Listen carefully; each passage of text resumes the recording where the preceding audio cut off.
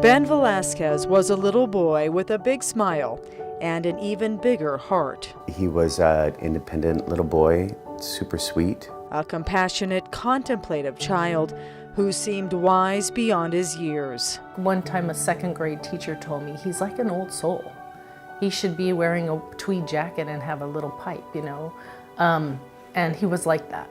Ben played baseball, but his true passion was designing and building. He was constantly building and tinkering and taking things apart. He was a master of technology, a young entrepreneur. From like 10 to 15, he would get on Craigslist and buy used cell phones. He would flip them, fix them, flip them. And despite his quiet nature, he was always surrounded by friends. He had 12 to 15 friends, nonstop. Ben was so determined to succeed, he took vocational classes while he was still in high school, so he could work as a certified mechanic. He said that way, it's a 2-year program, that way when I graduate from high school, I'll be able to be doing mechanics while I'm going to college. So he already had that plan. Ben stayed true to his plan, and after graduating from high school, he enrolled in College of Marin and set his sights on a career in engineering. He wanted to be a mechanical engineer. But now the memories that would make any mother proud. He was our everything. Bring Ben's mom to tears. You know, when you have a child, you think about his future. You think about who he'll be when he gets older. You don't think about a tragedy or an accident. Because a tragedy not only stole Ben's future, it took away his past and left him a shell of the bright young man he used to be. I have no recollection of the accident. No recollection of before the accident, like months before the accident or years. With this injury, I remember what I ate this morning. That's about all. It was November 20th, 2015. 19-year-old Ben Velasquez was wearing a helmet, driving his motorcycle on westbound Sir Francis Drake Boulevard, on his way to College of Marin. That's when Amy Glass became impatient with traffic and decided to cut left from eastbound Sir Francis Drake onto Broadway. Unfortunately, Glass was unable to see Ben in the number 1 lane because of the negligently maintained and overgrown median. Ben tried to veer from the number 1 lane into the number 2 lane to avoid Glass's car, but it was too late. Ben's motorcycle T-boned the Audi, his body slamming into the vehicle before being thrown off the back. Ben was unconscious and clinging to life as paramedics rushed him to Marin General Hospital. The emergency room doctor looked at both of us and he said, "You need to go and say goodbye to him." And they said they had to shunt his head and put a ventilator in there so he could receive oxygen. And he said that he probably won't make it. Meanwhile, back at the scene, Amy Glass told the Marin County, California Highway Patrol that she did not see Ben's motorcycle approaching in the lane closest to the median. 1001, 1002, 1003. And this cell phone video captured right after the crash by Ben's uncle shows us why. The intersection had become a tragedy waiting to happen, with its unmaintained 6-foot-wide bushes blocking the view of oncoming traffic in the number 1 lane, the same lane Ben was using on his way to school. I was like, oh my God, I would never want another mother to go through this or someone have an accident because someone didn't take care of the trees and the bushes. The Marin County, California Highway Patrol also noted the dangerous vision obscurement and blamed the overgrown bushes and Glass's failure to yield for causing the crash. Not surprisingly, expert traffic engineers later deemed the intersection unsafe for a left turn onto Broadway. Due to the bushes and the configuration of the road, it determined the available sight distance is only 228 feet. That's 82 feet short of the 310-foot minimum sight distance required by the American Association of State Highway and Transportation Officials.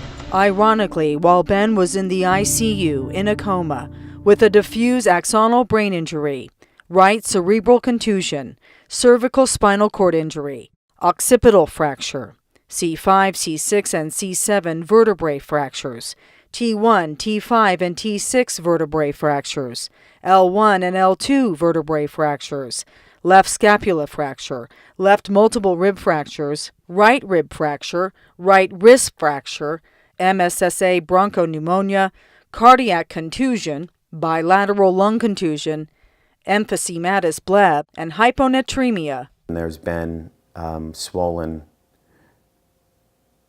hooked up to a respirator with a shunt in his brain. Marin County sent its gardeners with their $20 pruning shears to cut the bushes that nearly cost Ben his life. Ben's mom and dad stayed by his bedside round the clock. I slept in the waiting room and Lance slept in the room, and then at 2 in the morning we switched and I went in the room and Lance slept in the waiting room. But he remained unconscious and unresponsive. We just basically watched the emergency nurses keep him alive, and the things that they would tell us what they're doing to keep him alive. After 20 days in the ICU with very little improvement, Ben was airlifted to Kaiser Vacaville, where he spent 50 more days in the ICU, eyes open but still in an unconscious state. Raise your hand, Ben.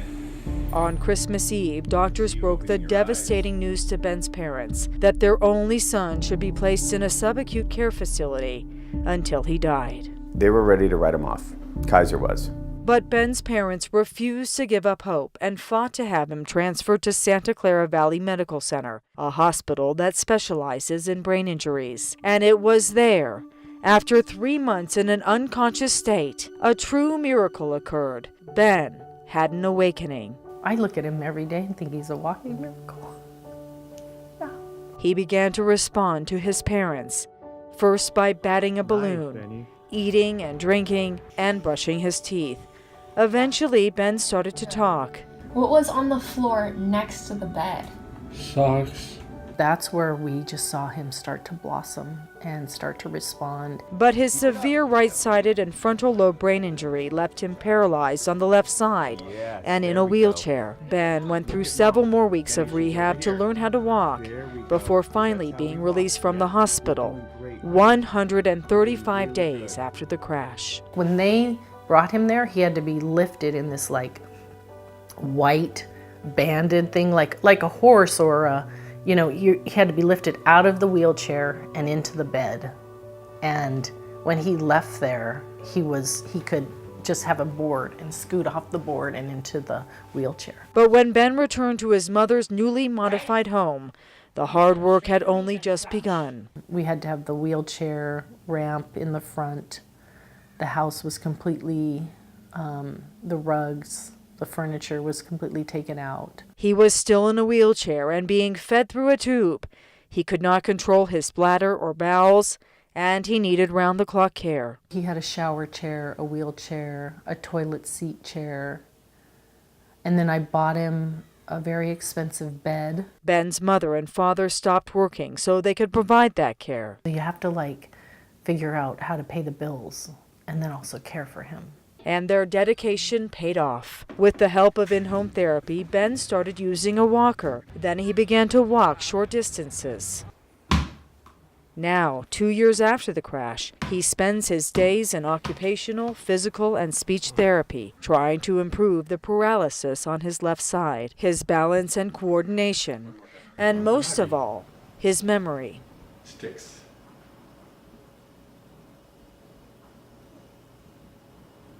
Key. But no matter how hard he tries, he cannot remember even the simplest things. He has so much trouble learning new information, he cannot go to school. He's not safe to drive. The confidence is gone. The independence is gone. He's never regained the use of his left arm or hand, making it impossible for him to return to his job as a mechanic. He can't do the things that he is most passionate about, like work on motorcycles. And he relies on his parents for just about everything. I miss that independent person, the guy that did everything on his own, even when he was little. You know, got up and made his own cereal, got up and made his own breakfast. He's just now starting to do those things, but I miss that for him.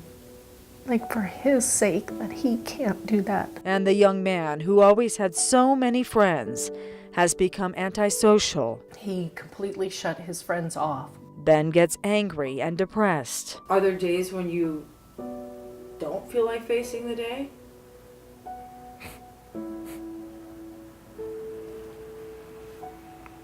Every day.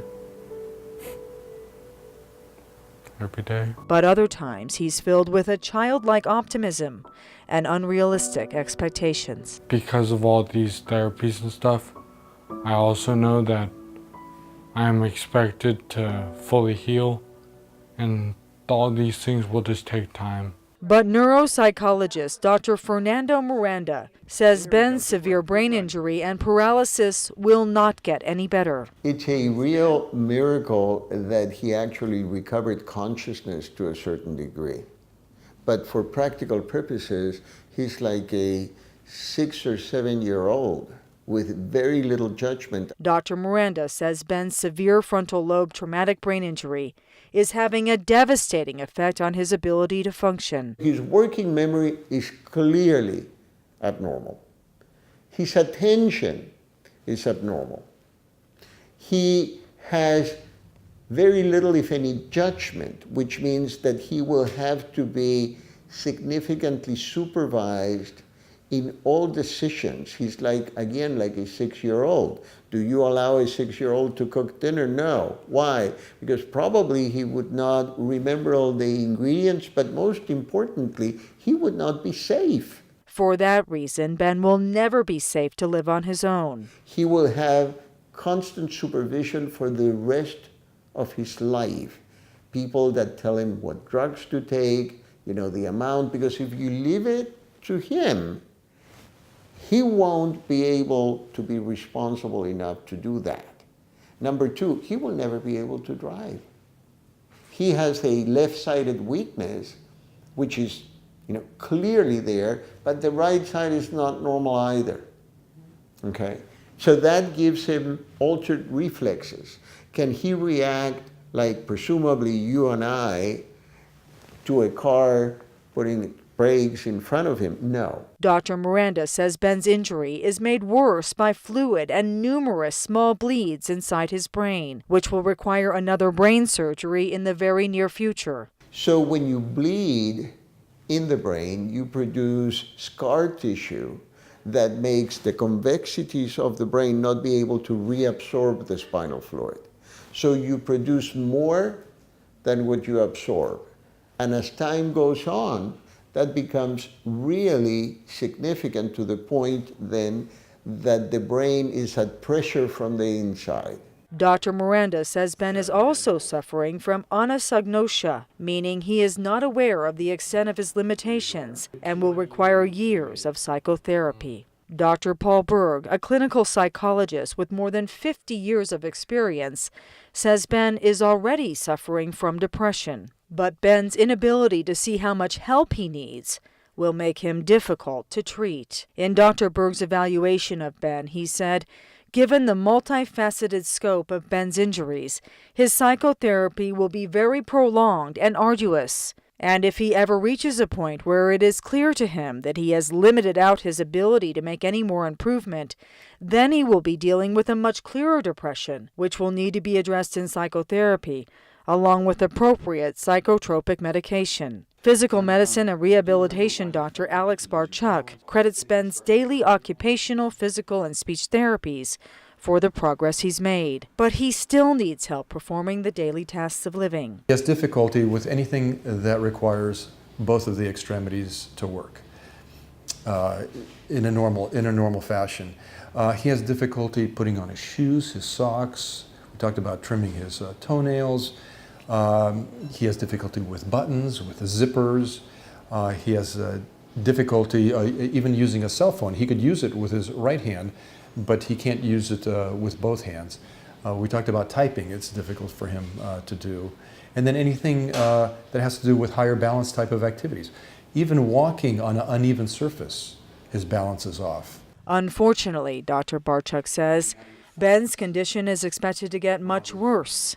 He's already lost a lot of neurons So as he gets older, and we're talking, right now he's 21 years of age, we're talking in his mid-30s, later 30s, not when he's 60 years old. This is going to start happening in his 30s, and it's going to get worse in his 40s and 50s, and he is at very, very high risk for dementia.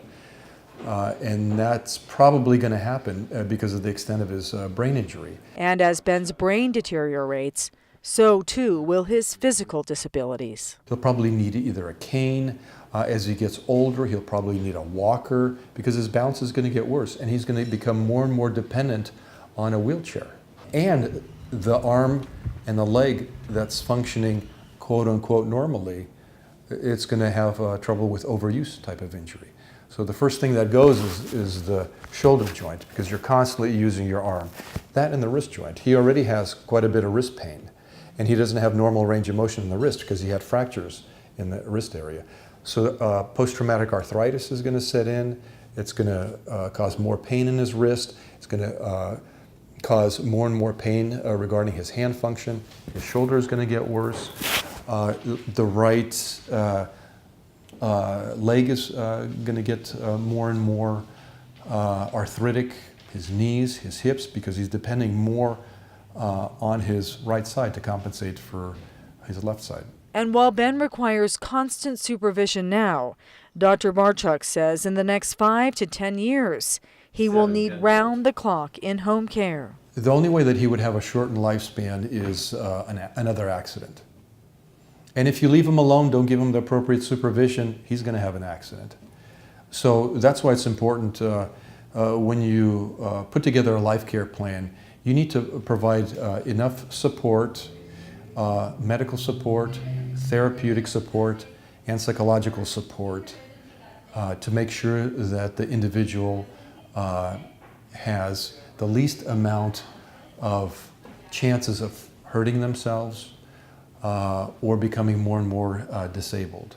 So if you give him the appropriate care, he should live a normal life expectancy. If you don't, if you leave him on his own, then something bad's going to happen with him, and he could easily lose his life. Ben's parents can't help but worry about what will happen to their only son when they are gone.